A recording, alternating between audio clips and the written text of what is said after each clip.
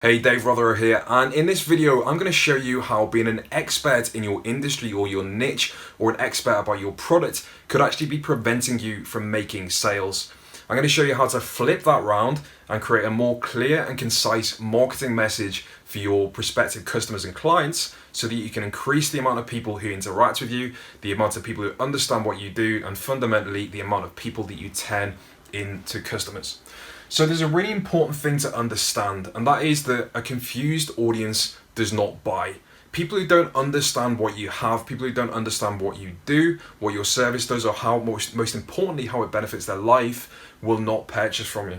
And unfortunately, when you become an expert in your industry or in your niche, then the chances are you spent the last 5, 10, maybe 15 years or even longer really understanding the ins and outs and the technicalities of what you do, which is fantastic because that makes you the perfect person for your prospects to buy from.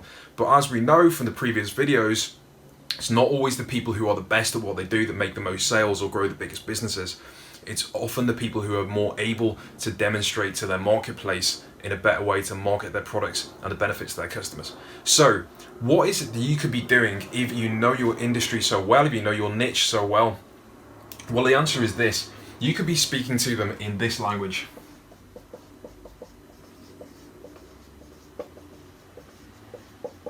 Technobubble. Technobubble is when you know something so well, you know the acronyms, the terms, the ins, the outs, the names of every single individual mechanical part of your service, your product, so well that you automatically assume that other people know them too, and you start to talk to them in these terms. This is an absolute no-go area when it comes to trying to convert customers, because for a start, if people don't understand these terms, they're probably not going to tell you because they're going to feel stupid, right? And they're also, it's going to put them off because they don't understand. They're never going to get the context for what your product does and how it fits into their life.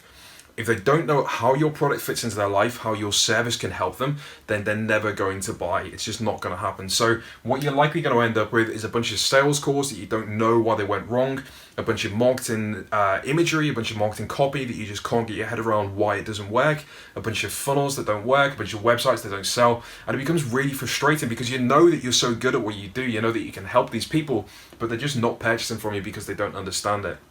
So how do you immediately flip this round? How do you change this so that people are eager to buy from you, and so that people are going to you're going to render your competition completely irrelevant or leave them by the wayside? Well, what you need to start communicating to them in the terms of is this.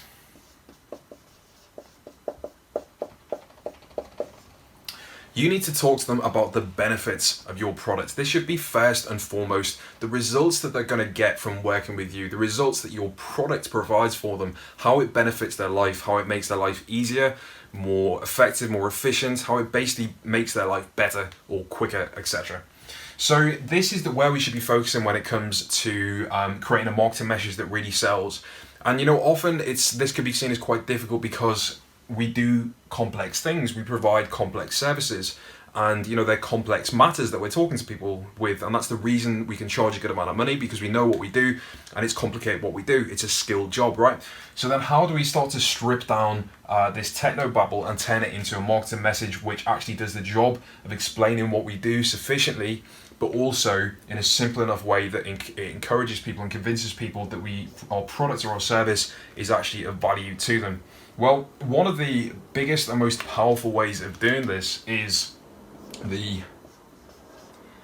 kind of like bridge. The kind of like bridge. So in terms of creating context for people for complex situations that they don't understand but they need to, then the kind of like bridge is really great. It's a really powerful mechanism for comparing a complex issue, to something that people know and understand. So for example, when I talk about the rising price of Facebook ads, which is something quite central to what I do, because with all these videos that you watch and the kind of content that we create using these principles and these kind of viral elements, it means that we can combat the rising price of Facebook ads. Now, if I were to talk in Technobubble, then I'd probably go on some huge rant about CPAs and the increased competition in the marketplace and the bidding war that we have to get into with other marketers, the amount of people in the marketplace, the amount of the way the algorithm works, specifically how the algorithm chooses which content is going to be preferential, and then the different metrics that need to be taken into place, like relevance score, etc. And you can imagine, I mean, even a few minutes of that, I'm feeling dizzy talking about it. You can imagine how that, to a cold prospect that didn't know anything about Facebook ads but just wanted to market their business and knew that Facebook was a good place to do it, you can imagine what that's going to do to them. They're going to feel stupid. They're not going to want to tell me that they feel stupid. They're not going to want to tell me that they don't understand what I really do, because they feel like they would be embarrassing themselves and embarrassing me. So it's that kind of like this silent death, which, you know, neither of us are talking about, and I don't realize is going on because I'm talking in Technobubble. So if I were to use a kind of like bridge, this is one in fact which I've used quite effectively in the past in ads and works really nicely. So I talk about the rising cost of Facebook ads and how it's kind of like walking into a supermarket to buy bananas every single day. But for whatever reason, whenever you walk in, every day that you walk in, the price of the bananas has gone up by £1 every single time. So I'm talking about something really, really, really simple, but it calls back to the same thing. It calls back to what I'm trying to describe to them. I'm just giving context to what it is in terms of something that they understand. So in terms of your complex ideas and the complex nature of what you do and what you sell, then start to think about kind of like bridges as a way to help people understand and to be kind to them with your marketing messages, so they don't feel daft, they don't feel stupid, because they're not. They haven't spent as long as you have becoming a master of your industry, right, or your product. So they're not stupid. They just need a little bit of help coming over the bridge and understanding what exactly it is you do. This is a great way to build really powerful relationships with people, relationships of trust, relationships of authority, because you're helping them to understand, but not in an overbearing way which makes them feel daft. Really, really powerful. Another super effective way of using this kind of same concept is this. This is fantastic when it comes to actually closing the sale, and closing the sale from a sales page, so as in not on a sales call, or also works just as well in a sales call as well, or in giving context to your pricing. So more often than not, you know, or a lot of the time in various industries, people don't have a context for price, and they don't understand how price fits in, whether they know it or not. So this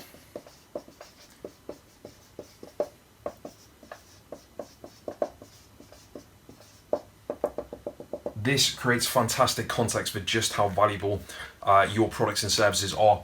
So to illustrate this, you know, what I'm kind of saying about like how people don't have a context for price and value, in terms of when was the last time that, if you think about this, when was the last time you went to the app store and purchased an app and thought, my God, I'm having to pay £1 or $1.50 or $2 for an app, and it feels like such an obscene thing, because people naturally have come to expect software and apps and information for free.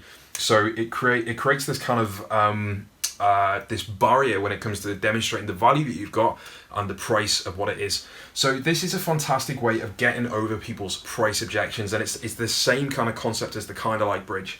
So less than the price of a, and then insert something there. So for example, if you were selling an app, or like the first stage in your funnel, if you're doing sending people like through a free plus shipping book funnel, which is a really great way to get new prospects through the door and start generating a list of new customers, then less than the price of this is a fantastic one, something that everybody knows, less than the price of a Starbucks coffee. Now that immediately puts context in, and the reason this is such a good one is because everybody knows Starbucks. Not necessarily everybody goes to Starbucks, but everybody's got context in their head for exactly what that is and the context. It's also a really flippant purchase.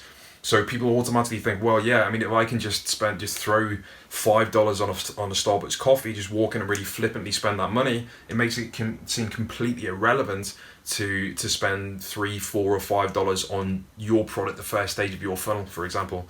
So this is a really fantastic one for getting over those price objections and helping people understand the value in what you've got is actually tremendously more valuable than that coffee. And beautifully, in terms of the information age that we live in, then we are actually able to provide a lot of value, tremendous amount of value in terms of digital products, regardless of what you sell, whether it's a service, whether it's a physical product. We can provide a lot of value in terms of digital products on the front end at no cost to ourselves, which referred to as zero marginal cost.